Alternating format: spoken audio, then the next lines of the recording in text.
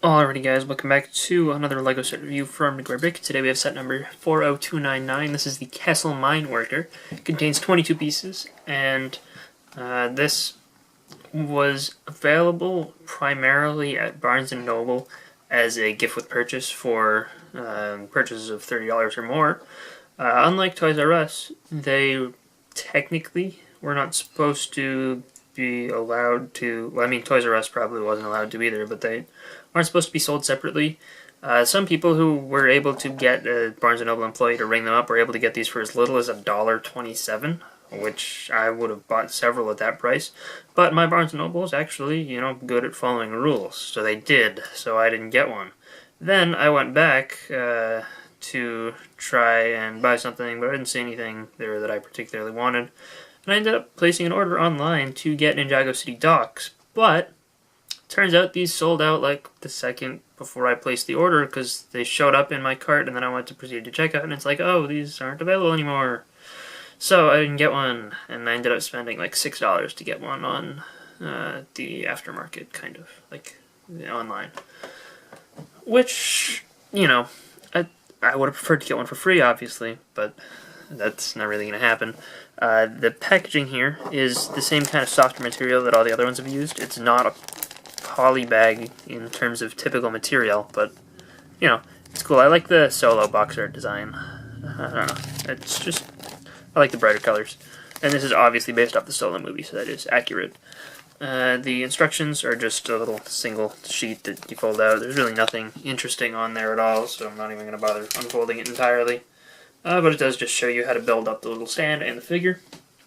Speaking of which, these little stands I happen to like a lot. I don't know. I just think that they're an attractive way of presenting these figures, all of which, they've done on the stands are exclusive figures. The actual build is relatively simple. You've got the holes on the sides to attach them together. It uses a standard minifigure base plate. And you have this little cardboardy thing. It's multiple layers, as you can see, because the top printing kind of bleeds in to the... So like there's a layer that's printed, and then there's just the cardstock backing. And that's just attached with Technic axles. And, the bushings. Works well. Good system, I think. You have a sticker used for each one as the name tile, and that's not different here.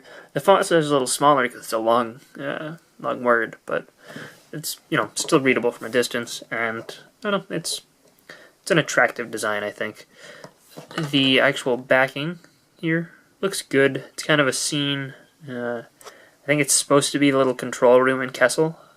Pretty sure that's what this is supposed to represent.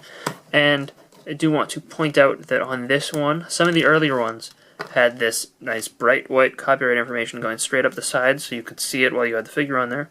I really appreciate that on this one they made an effort to hide it underneath the stand so it still looks attractive on display, but you're not breaking copyright rules.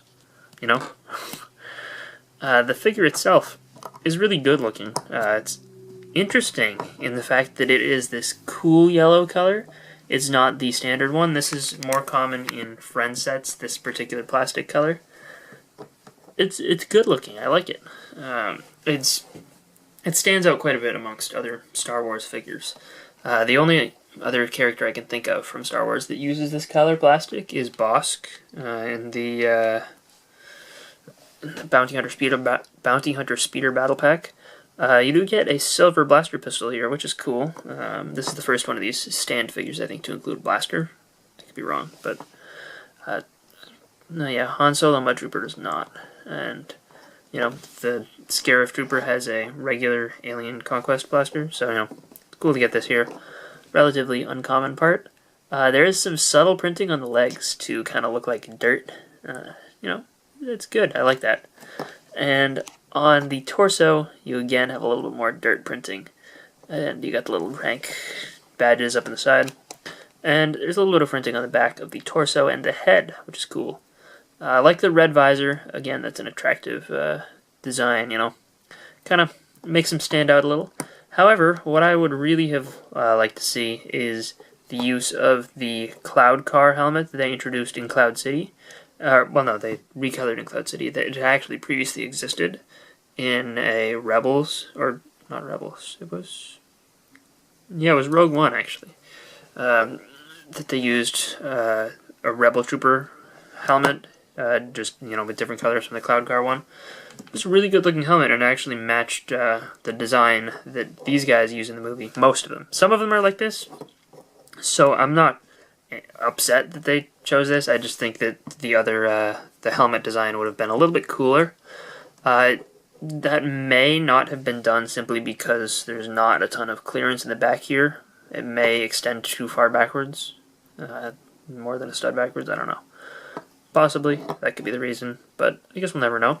Regardless, how this is, currently, in its current state, I'm still happy with it, and I'm glad to add this solo minifigure to my collection, and it does look great alongside the rest of these little stand figures. I think, now that we've gotten 4, I think having them all, or we've gotten 5, I just don't have the 5th one, but having these all stood up in a line, I think, works pretty well, and, I'm very happy with this ongoing little series of polybags, and if they make more, I will attempt to collect the rest as well. So, I hope you guys enjoyed this. Also, I guess I should mention, this is not my favorite of the 4. In fact, it's one of my least favorites out of these ones here. DJ being my favorite mainly because of the character, and I really like the Scarif Trooper as well, but even though the Scarif Trooper is the least unique of all of these, I just like the way it is, and I didn't get any other Scarif Troopers. This one is cool, but it's not the best character out of all of these, not the best design. I'm still very happy to add it to the collection, though. So overall, hope you guys enjoyed this review of the Kessel Mineworker. If you did, let me know in the comment section down below, and I will see you guys all next time. Bye, everyone.